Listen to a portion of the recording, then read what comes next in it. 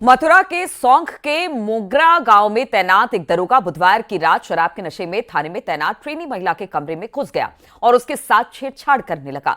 विरोध करने पर दुष्कर्म का प्रयास किया। महिला दरोगा ने किसी तरह से अपनी आबरू बचाई और एसएसपी से शिकायत की।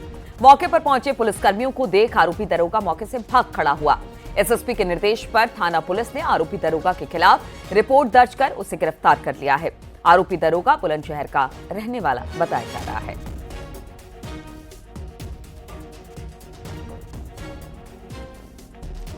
तो मथुरा के मगोरा थाने की ये घटना है, जहां पर शराब के नशे में धुत जो दरोगा था उसने एक पुलिसकर्मी के साथ दुष्कर्म करने की कोशिश की। ट्रेनी महिला के कमरे में घुसा और फिर उसके साथ छेड़छाड़ की। छेड़छाड़ के बाद दुष्कर्म करने की कोशिश की तो महिला ट्रेनी वहां से चिल्लाते हुए भाग निकली। उसने एसएसपी से इस पूरे मामले में अब जांच की गुहार लगाई है, साथ ही साथ दरोगा के खिलाफ कार्रवाई करने की बात की है। इधर एसएसपी के निर्देश पर अब आरोपी को गिरफ्तार कर लिया गया है। सौंग के मुगर्रा थाने में तैनात है ये जो दरोगा था जिसने इस महिला के साथ, महिला पुलिसकर्मी के साथ दुष्कर्म करने की कोशिश की। ट्रेनी महिला के कमरे में घुसा और पीड़िता के चिल्लाने पर वहां से भागा वहां पर आरोपी। बातचीत करने के लिए नितिन गौतम इस वक्त फोन लाइन पर हमारे साथ जुड़ गए। नितिन, ये पूरा मामला है क्या? मोहित राणा दरोगा जो है थाना मगोरा में तैनात हैं, वहीं महिला दरोगा भी तैनात है जो अंडर ट्रेनी है। वो महिला आवास जो है उसमें थाने में वहीं पर थी और देर रात में ये मोहित राणा के ऊपर आरोप है कि ये शराब के नशे में महिला दरोगा के कमरे में घुस गया। उसके बाद उसने उनके साथ दुराचार करने का प्रयास किया, लेकिन महिला दरोगा ने जब चीख पुकार मचाई तो थाने के अन्य जो पुलिसकर्मी थे वो वहां मौके पर पहुंचे, जिसके बाद जो मोहित दरोगा जिसके ऊपर दुराचार का आरोप था वो मौके से भाग गया। जिसके बाद सारे मामले की जो महिला दरोगा थी उसने एसएसपी से शिकायत करी, जिस पर जांच बैठी। एसपी आरए और सीओ ने जांच करी और जांच में जो है दरोगा दोषी पाया, जिसके बाद उसको गिरफ्तार कर लिया गया। जी ठीक है, बहुत बहुत शुक्रिया आपका जानकारी देने के लिए नितिन गौतम। तो अब दरोगा को गिरफ्तार कर लिया गया है और एसएसपी ने कहा है कि इस दरोगा के खिलाफ सख्त कार्रवाई हो।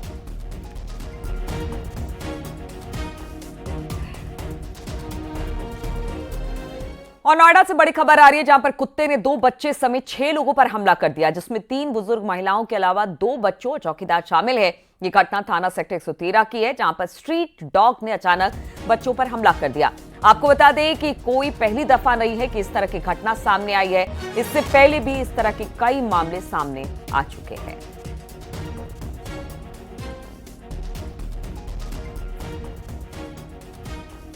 तो कुत्ते का आतंक देखने को मिला। 2 बच्चों और 6 लोगों पर हमला किया है, जिसमें कईयों को चोटें भी आई है। और अब बताया जा रहा है कि वहां पर इस तरह की कोई पहली घटना नहीं है, इससे पहले भी कई बार इस तरह से कुत्तों ने लोगों पर हमला किया है।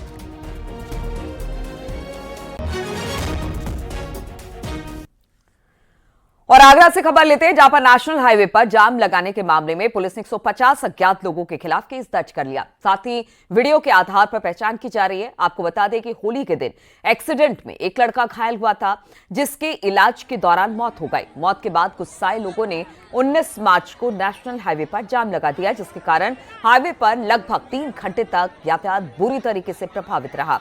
एक्सीडेंट के बाद पुलिस ने कार तो बरामद कर ली, लेकिन गिरफ्तारी नहीं हो पाई, जिसके बाद विवेचक को पुलिस कमिश्नर ने लाइन हाजिर कर दिया। और अब पुलिस ने थाना न्यू आगरा में जाम लगाने वाले लोगों के खिलाफ सख्त रुख अपनाया है।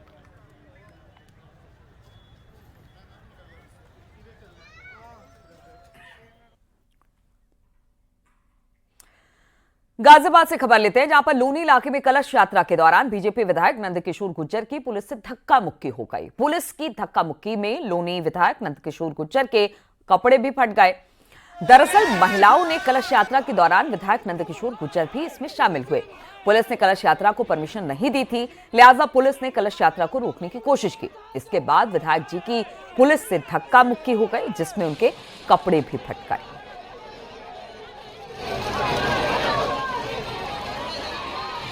ये तस्वीरें हम आपको दिखा रहे हैं, किस तरह से महिलाओं की कलश यात्रा निकलनी थी। विधायक जी भी उसमें शामिल हुए थे, नंदकिशोर गुर्जर। और कहा यह जा रहा है कि पुलिस ने जब इस कलश यात्रा को रोकने की कोशिश की, क्योंकि इसकी परमिशन नहीं ली गई थी, उस दौरान धक्का मुक्की हुई और नंदकिशोर गुर्जर के कपड़े भी इसमें फट गए।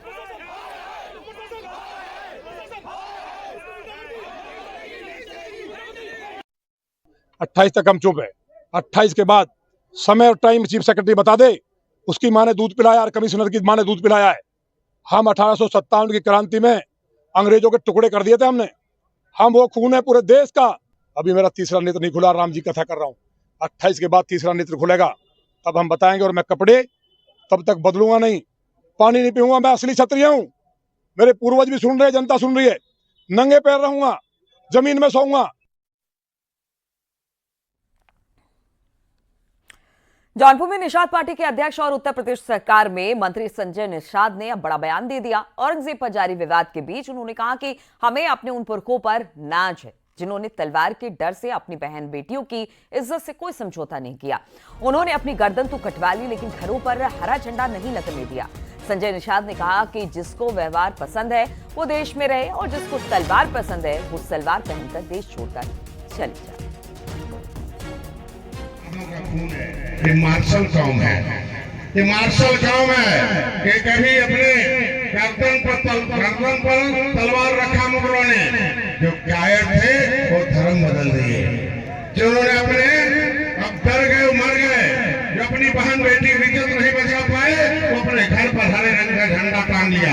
हम लोग अपने पुरखों पर फख्र करते हैं, अपने पुरखों पर आज नाच करते हैं कि गर्दन कटना स्वीकार। अपनी बेहू बेटी को, अपनी बहू बेटियों की इज्जत नहीं बेचा, अपने घर पर हरे रंग का झंडा नहीं लगाया। जय निषाद राज और जय श्री राम का झंडा लगाता रहा, भले गर्दन कटता रहा। अब वो गर्दन कटने का समय नहीं आया है। जितने काटने वाले हैं वो ऊपर चले गए हैं, या तो प्रदेश से चले गए हैं या तो जेल में चले गए हैं। ये योगी राज है, वो समय खत्म हो गया। पहले तलवार से त्योहार मनता था, पहले तलवार से त्योहार मनता था। धन्य हो योगी जी, अब व्यवहार से त्योहार बनता है। अब व्यवहार से त्योहार बनता है। जिसे व्यवहार पसंद होगा वो भारत में रहेगा, जिसे तलवार पसंद होगा वो सलवार पहनकर इस देश से चला जाए, उसको कोई जरूरत नहीं।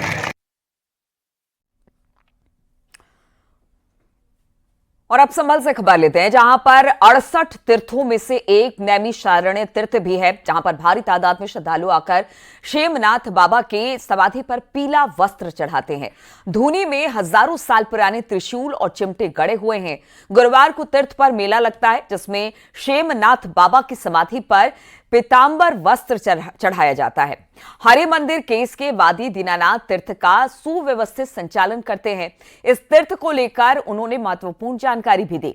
आपको बता दें कि सर्वे के दौरान संभल के प्राचीन नैमिषारण्य तीर्थ में एक और प्राचीन कुआं सामने आया, जिसमें करीब 20 फुट पर पानी मिला है।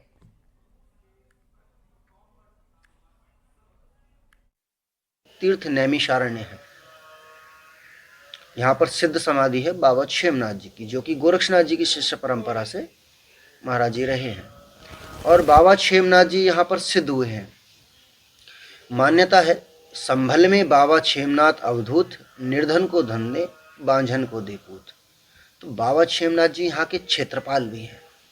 बांझ स्त्रियों के जिनके संतान नहीं होती, अगर वह स्त्री यहाँ पर आती है, तीर्थ में स्नान करती है, बाबा का पूजन पठन करती हैं, तो वो भी पुत्रवती हो जाती है। और इसी उपलक्ष्य में आप देखेंगे कि प्रत्येक गुरुवार को यहाँ पर मेले का आयोजन होता है। श्रद्धालु बहुत बहुत दूर से आते हैं।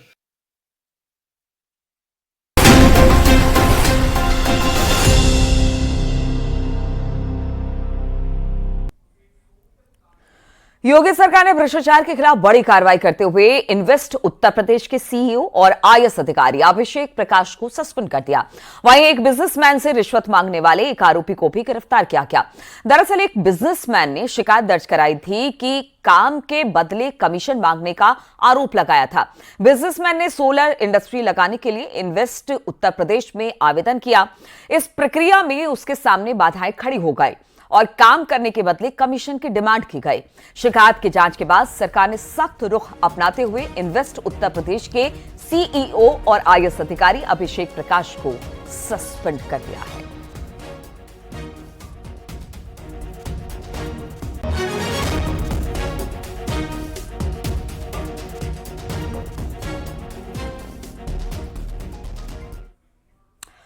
भ्रष्टाचारियों को सीएम योगी ने चेतावनी दी है। सीएम योगी ने कहा कि गलत तरीके से पैसे मांगने वालों पर ऐसी कार्रवाई करेंगे कि नजीर बन जाएगी।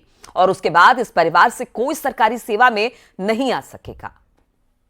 है कि अपराध और अपराधियों के प्रति, भ्रष्टाचार और भ्रष्टाचारियों के प्रति सरकार जीरो टॉलरेंस की नीति के तहत काम करेगी और उसी जीरो टॉलरेंस की नीति के तहत मैं आपका आह्वान करने के लिए आया हूं। अगर कोई आपसे कहता है कि लोन दिलाने के नाम पे हम आप पैसा दीजिए, हम पैसा दिलाएंगे, कतई विश्वास मत करिए। सरकार के पोर्टल पर जाइए। अगर कोई आपसे अनावश्यक रूप से धनराशि की मांग करता है, आप उसकी शिकायत करिए। हम उसकी जांच करवा करके जवाबदेही तय करवा देंगे वहां पे। और याद रखना, जो गलत तरीके से आपसे पैसे की डिमांड करेगा, याद रखना, मुझे लगता है कि वह व्यक्ति अंतिम उस परिवार की सर्विस होगी, उसके बाद फिर कभी कोई सरकारी सेवा में आने वाला नहीं है। फिर उसके बाद कभी उसको अवसर नहीं मिलने वाला है। इतनी बड़ी कार्रवाई कर देंगे कि वह एक नजीर बन जाएगी। और फिरोजाबाद में एक रोंगटे खड़े कर देने वाला वीडियो सामने आया। वीडियो में एक मकान का हिस्सा अचानक भरभरा कर गिरता हुआ दिखाई दिया, जिससे वहां पर अफरा तफरी मच गई और मकान का हिस्सा गिरते ही वहां पर धूल का गुबार फैल गया। धूल की वजह से किसी को भी कुछ देर के लिए कुछ भी दिखाई नहीं दिया, यानी दिखना बंद हो गया। पूरी घटना सीसीटीवी में कैद हो गई।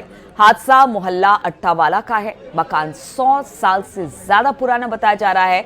जिस वक्त मकान की दीवार गिरी, वहां से कई लोग गुजर रहे थे। हालांकि गनीमत ये रही कि इसमें से किसी को कुछ नहीं हुआ, यानी किसी तरह की कोई कैजुअल्टी नहीं हुई, किसी को कोई चोट नहीं आई।